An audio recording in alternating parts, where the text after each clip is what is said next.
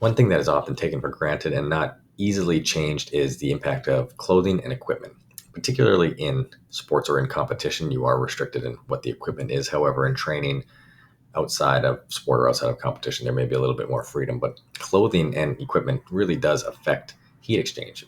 It blocks evaporation, reduces convection and airflow, traps radiant heat, adds insulation. So it can be a very significant variable for the heat balance equation. This goes for protective equipment as well, and this is where you do see significant deviations from sport to sport. So football, hockey, lacrosse, players that have lots of equipment, fully cover the body, very, very insulated. A good example is hockey, where even though you're on the ice and it's a cold environment, there is an extraordinary amount of layers and weight and insulation that there's very limited opportunity for the body to actually dissipate heat. So heat stress is actually very prevalent in those scenarios. Trap sweat, warm air, block airflow, very significant. So planning accordingly based on the equipment and the constraints placed upon the athlete in their specific sport is important for practitioners and coaches to keep into consideration.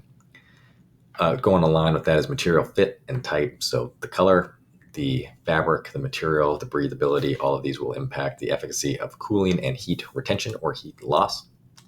So mitigation strategies to plan for that is to have different sessions that are partial gear. You see this a lot in football where they won't have full gear for certain sessions.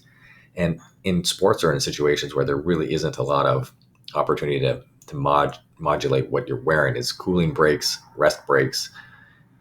For a lot of athletes, this is where something like palm cooling comes in handy, because if you can take your hands out of the glove, even just for a minute or two, even if the rest of your body is covered, you still have the opportunity to dump heat through these portals effectively. Pre-cooling, post-cooling, all of these aspects of programming and considering temperature and thermal stress as one of the important programming variables can go a long way in helping to enhance athlete performance.